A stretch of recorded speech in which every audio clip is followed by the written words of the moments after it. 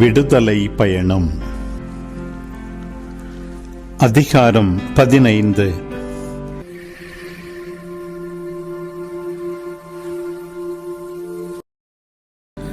அப்போது மோசேயும் இஸ்ரவேல் மக்களும் ஆண்டவரை புகழ்ந்தேத்தி பாடிய பாடல் வருமாறு: ஆண்டவருக்கு நான் புகழ் பாடுவேன், ஏனெனில் அவர் மாட்சியுடன் வெற்றி பெற்றார். குதிரையையும் குதிரை வீரனையும் கடலுக்குள் அமிழ்த்திவிட்டார்.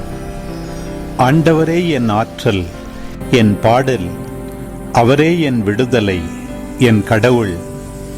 அவரை நான் புகழ்ந்தேத்துவேன். அவரே என் மூதாதையரின் கடவுள். அவரை நான் ஏத்தி போற்றுவேன். போரில் வல்லவர் ஆண்டவர். ஆண்டவர் என்பது அவர் பெயராம். பார்வோனின் தேர்களையும் படையையும் அவர் கடலில் தள்ளிவிட்டார். அவனுடைய சிறந்த படைத்தலைவர்கள் செங்கடலில் அமிழ்த்தப்பட்டனர். ஆழங்களில் அவர்கள் கல்லை போல் மூழ்கி போயினர். ஆழங்கள் அவர்களை மூடிக்கொண்டன. ஆண்டவரே, உம் வலக்கை வலிமையில் மாண்புற்றது. ஆண்டவரே, உமது வலக்கை பகைவரை சிதறடிக்கின்றது. உம் மாபெரும் ஆட்சியால் உம் எதிரிகளை தகர்த்தெறிந்தீர்.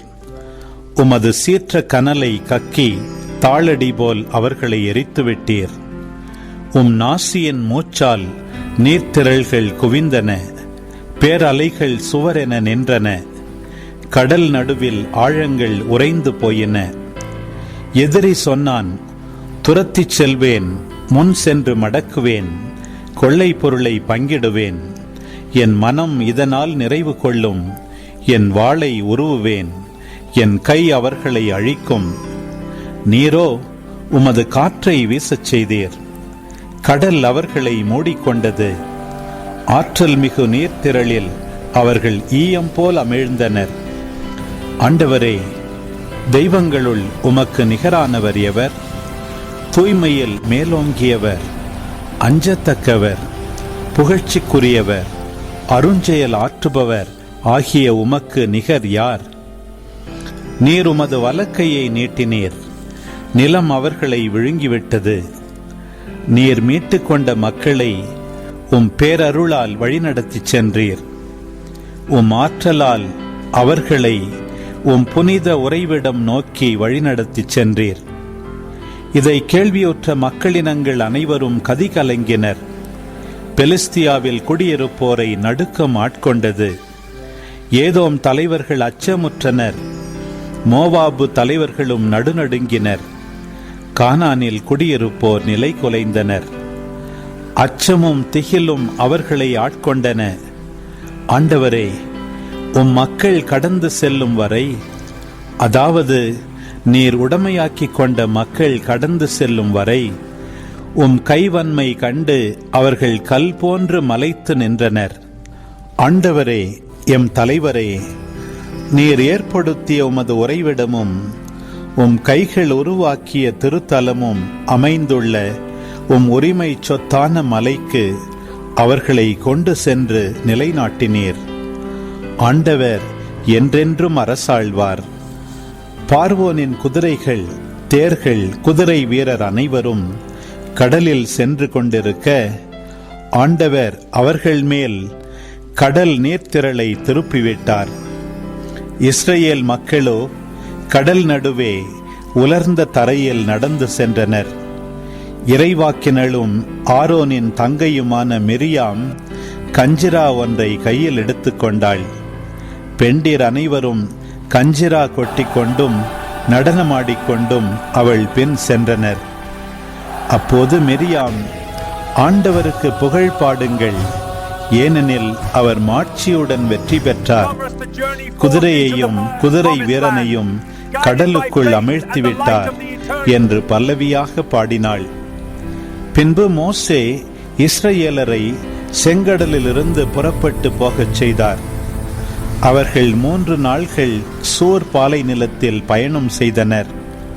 அங்கு தண்ணீர் எதுவுமே தென்படவில்லை. பின்னர் அவர்கள் மாராவை சென்றடைந்தனர். மாராவில் இருந்த தண்ணீரை பருக அவர்களால் இயலவில்லை. அது கசப்பாக இருந்தது. இதனால்தான் அவ்விடத்திற்கு மாரா என்ற பெயர் வழங்கியது. நாங்கள் எதைத்தான் குடிப்போம் என்று கூறி மக்கள் மோசேக்கு எதிராக முறுமுறுத்தனர். அவரும் ஆண்டவரை நோக்கி குரல் எழுப்பினார். ஆண்டவர் அவருக்கு ஒரு மரத்துண்டை காட்டினார். அதை அவர் தண்ணீரில் எறிய தண்ணீரும் சுவை பெற்றது. அங்கே சட்டங்களையும் ஒழுங்குகளையும் தந்து ஆண்டவர் அவர்களை சோதித்தார். மேலும் அவர், உன் கடவுளாகிய ஆண்டவரின் குரலுக்கு நீ அக்கறையுடன் செவிசாய்த்து அவர் பார்வையில் நலமாக தோன்றுவதை செய்து அவர் கட்டளைகளை பின்பற்றி அவர் சட்டங்கள் அனைத்தையும் கைக்கொண்டால், நான் எகிப்திற்கு வரச் செய்த கொள்ளை நோய்களை உன்மேல் வரவிட மாட்டேன், ஏனெனில் நானே உன்னை குணமாக்கும் ஆண்டவர் என்றார். பின்னர் அவர்கள் ஏலிம் சென்றடைந்தனர். அங்கே 12 நீரூற்றுகளும் 70 பேரீச்ச மரங்களும் இருந்தன. தண்ணீருக்கு அருகில் அவர்கள் பாளையம் இறங்கினர். அன்பு உறவுகளே, இது உங்களுக்கான நேரம். இக்காணொளியில் ஒளி வடிவில் விடுதலை பயணம் 15ஆம் அதிகாரத்தை முழுமையாக பார்த்தும் கேட்டும் ஜெபித்தும் இருப்பீர்கள். இன்றைய இறை வார்த்தையின் அடிப்படையிலான கேள்வி: போரில் வல்லவர் ஆண்டவர் என்ன என்பது அவரது பெயராம். பதில்களை கமெண்ட்ஸில் பதிவு செய்யவும். இதுபோன்ற வீடியோக்களை தொடர்ந்து காண இந்த வலைதளத்தை சப்ஸ்கிரைப் செய்யவும். மேலும் லைக் கொடுத்து எங்களை ஊக்கப்படுத்தவும். இப்பதிவுகளை மற்றவரோடு பகிர்ந்து ஷேர் செய்து நாளும் திருவிவிலியத்தின் ஒரு அதிகாரத்தை வாசிக்கவும் கேட்கவும் பார்க்கவும் நீங்கள் உதவிடலாம். மீண்டும் அடுத்த காணொளியில் சந்திப்போம். இந்த நாள் இனிய நாளாய் அமையட்டும். இறைவன் உங்களை ஆசிர்வதிக்கட்டும்.